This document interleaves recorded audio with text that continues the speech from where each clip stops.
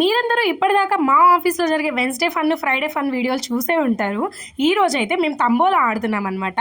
So stock market open అయింది, let's invest అన్నట్టుగా మేము కూడా టికెట్లు ఓపెన్ అయ్యాయి, లెట్స్ బై అని టికెట్లు అయితే కొనేసాము. చూసారు కదా మా వాళ్ళు టికెట్ కౌంటర్ దగ్గర ఎంత గోల్ చేస్తున్నారు. ఒక టికెట్ అయితే 10 రూపీస్. మొత్తానికి అందరం టికెట్స్ కొనుక్కున్నాము. మా అనుష దగ్గర అయితే ఫోన్ పే పని చేయట్లేదు, డబ్బులు ఇచ్చి మరీ కొంటుంది.